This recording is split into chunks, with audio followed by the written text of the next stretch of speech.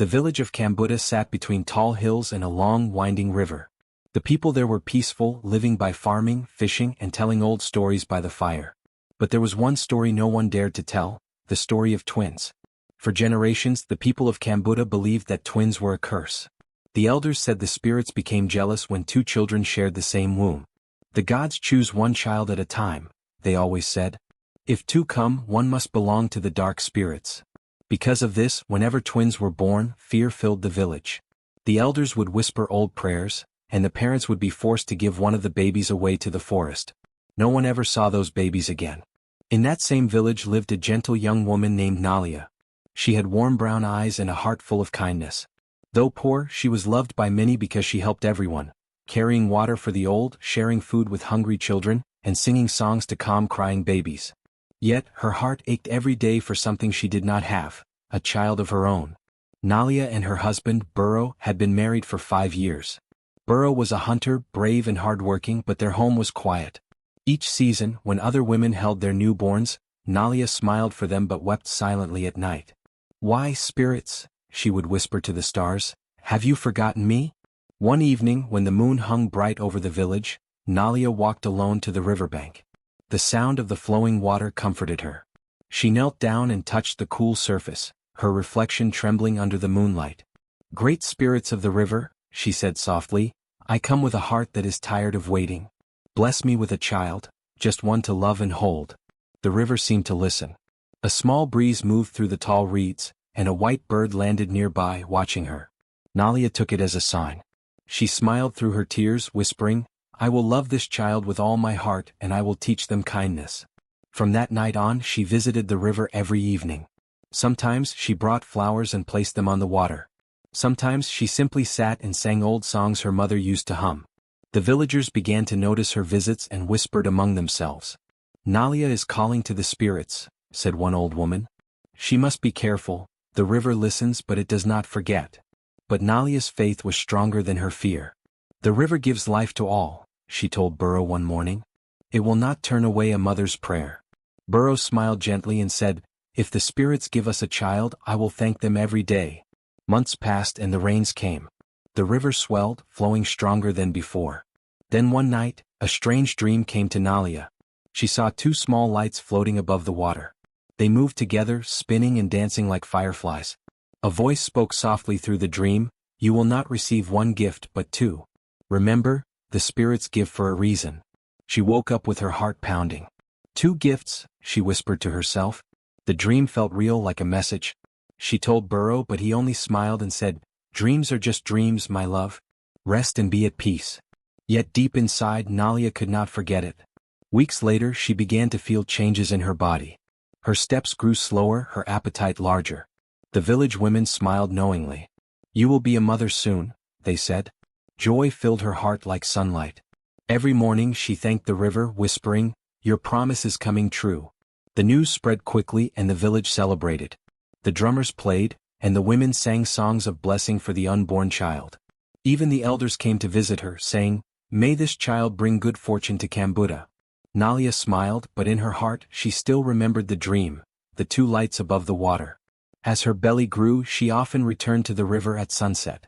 She would sit quietly, feeling her babies move. Sometimes she felt two small kicks, one after the other. It made her smile and wonder. "Could it be?" she whispered. "Could there really be two?" But then fear would creep in. She remembered the stories told by the elders, the ones about twins being cursed. Her joy mixed with worry. One afternoon, when she fetched water from the river, she met an old woman sitting by the rocks. The woman had gray hair and a gentle smile. "Child," the woman said, "the river does not curse, it blesses. The people fear what they do not understand." Nalia was surprised. "How do you know that?" she asked.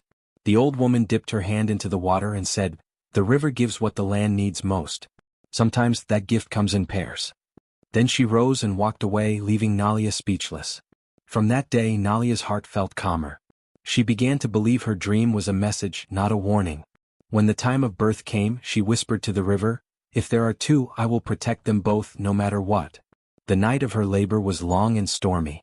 The wind roared outside and lightning flashed across the sky.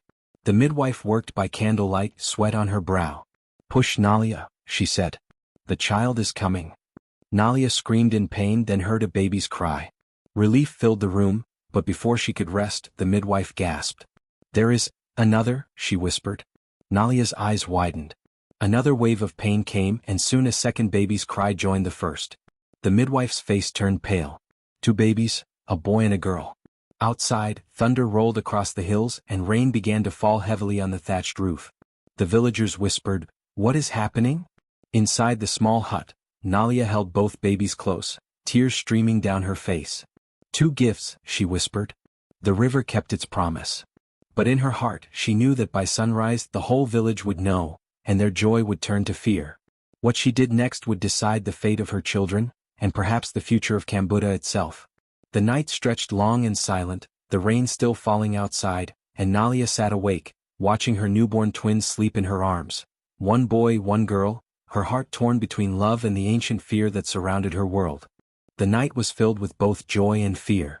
Nalia had waited for years to become a mother, and now in her small mud house, the cries of 2 newborns echoed like music. Burrow held the boy first, his eyes bright with pride, then looked at the little girl sleeping beside her mother.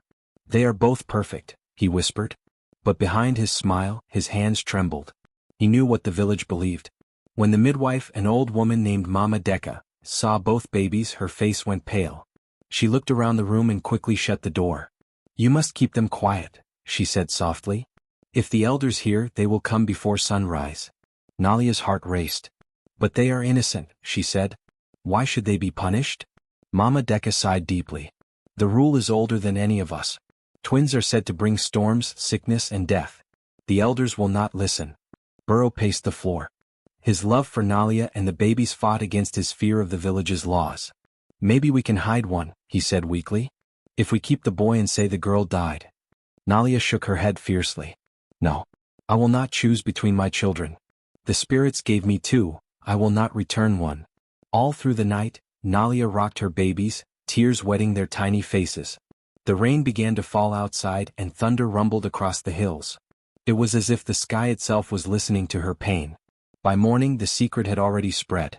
A neighbor who had seen Mama Deka's visit whispered the truth to another, and soon half the village knew. Burrow came running into the house breathless. "They are coming," he said. "The elders want to see the children." Nalia felt her knees weaken. She clutched her babies tightly, refusing to move. "I will not give them away," she said. "If they want my children, they must take me too." The elders arrived with long sticks and grim faces. The oldest of them, Elder Muko, spoke in a heavy voice. "Nalia, you know our law. Twins cannot live among us. It is the will of the spirits." Nalia faced him, trembling but brave. "Then the spirits are kind," she said, "because they blessed me with 2 hearts instead of 1.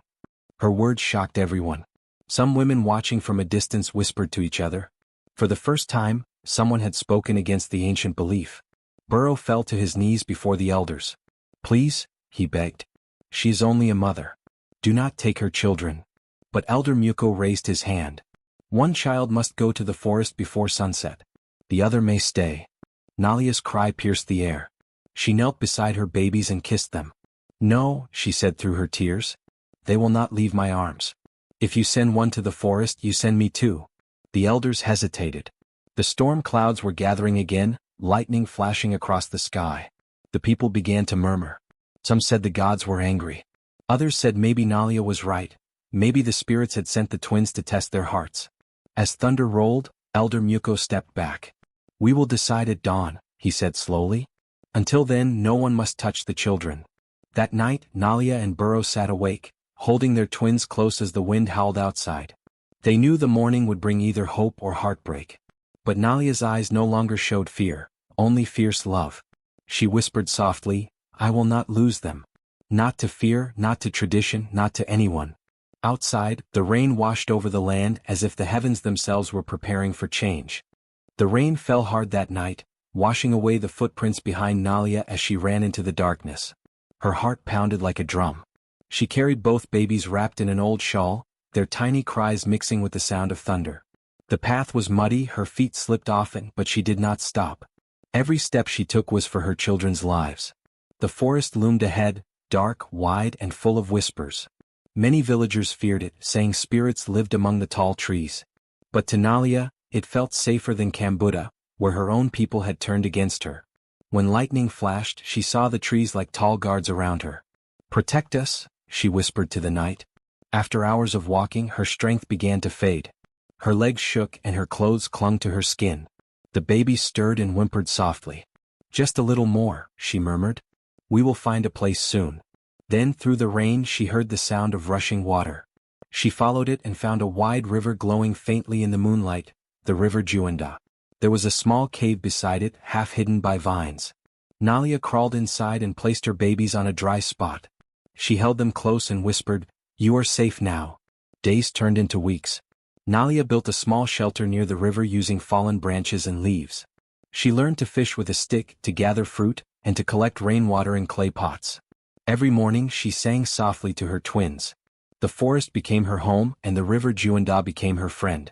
The twins grew quickly. Nalia named the boy Kimo and the girl Lani. They were bright and full of laughter. Kimo loved climbing trees and chasing birds, while Lani loved to sit by the river, touching the water as if she could talk to it. Sometimes when they played, the forest seemed to come alive. Birds sang louder, flowers opened, and even the wind felt gentle. Nalia often watched them with wonder. She remembered what the elders had said, that twins brought misfortune. But here in this hidden world the opposite was true. Wherever Kimo and Lani went, beauty followed. Trees bore fruit faster, animals came without fear, and the air felt warmer. One day as Nalia washed clothes by the river, a deer came close and drank beside her. She smiled softly. "Even the forest knows you are good," she whispered to her children. "The spirits do not curse the pure." Kimo looked up with curious eyes. "Mama, why can't we go to the village?" Nalia's hands froze for a moment. She looked at their innocent faces and said gently, "Because the people there do not understand love the way the forest does." Lani tilted her head. "Will they ever understand?" Nalia smiled sadly. "Maybe one day. When the time is right." As the years passed, the twins became part of the forest's heart. They helped their mother hunt, fetched firewood, and learned the sounds of the earth, the cry of birds before rain, the hum of bees near flowers, and the whisper of the wind through bamboo. They lived simply but happily. Sometimes at night, Nalia would tell them stories about Kambuda, about the big markets, the dancing festivals, and the drums that echoed across the hills. Kimo would listen with wide eyes, while Lani would rest her head on Nalia's shoulder and ask, "Do they still fear twins?" Nalia always sighed before answering. "Maybe they do. But fear is a shadow, and shadows disappear when the sun comes." One morning after many years, Nalia noticed something strange. The river had risen higher than before, and the animals were restless. The forest felt uneasy, as if warning her of something. That night, as she sat by the fire watching Kimo and Lani sleep, she felt a quiet voice in her heart. "Soon your children must be seen." She looked at the twins and felt both pride and fear. "If that time comes," she whispered, "may the world see the light I see in them." The moon rose high over the river Juanda, shining through the leaves. It bathed Nalia and her sleeping twins in silver light, like a blessing from the spirits themselves. And far away in Kambuda, an old elder dreamt of two glowing children in the forest, and woke trembling, knowing the past was coming back. The land of Kambuda had turned dry and lifeless. The once green fields were now cracked and dusty, and the rivers had shrunk to thin lines of mud. Every morning, the villagers looked to the sky, hoping to see clouds, but only the burning sun stared back. The children cried for water, the animals grew weak, and even the strongest men lowered their heads in despair. The elders tried everything. They danced, they prayed, and they offered gifts to the spirits. But no rain came. "The gods have turned from us," said one old man. "Perhaps we are being punished." Fear spread through the hearts of the people. Far away, near the river Juanda, Nalia watched the sky and felt the pain of her old village. The trees around her whispered softly, and the wind carried dry dust instead of the sweet smell of rain. She looked at her twins, now grown into kind and tall young ones, and said, "The land that rejected you now cries for help." Kimo, his eyes calm like the river, placed his hand on his mother's shoulder. "Then we must go back," he said. Lani nodded gently. "We cannot let them suffer, even if they once feared us."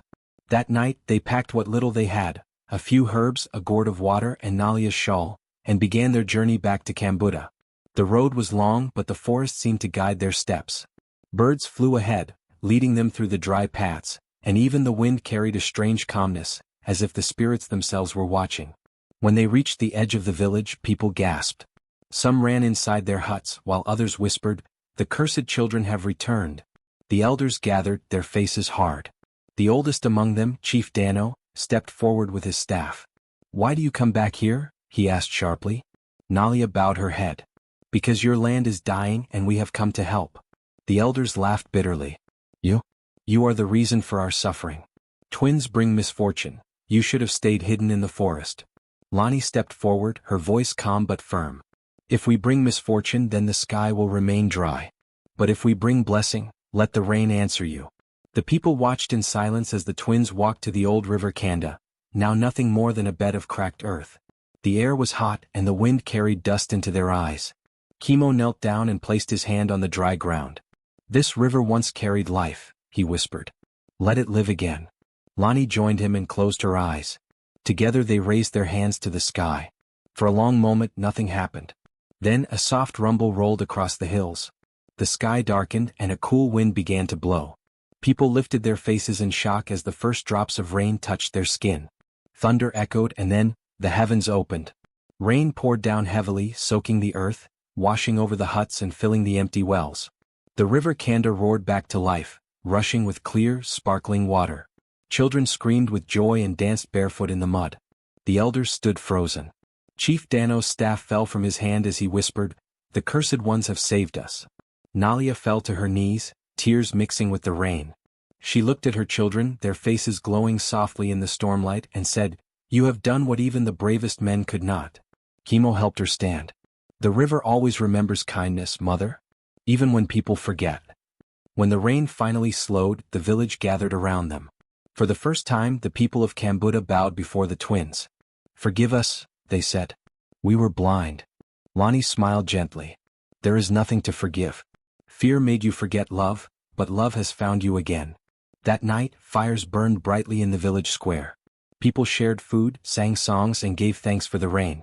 But the loudest sound was not the drums or the laughter, it was the voice of the river flowing once more through Kambuda, carrying peace where fear once lived.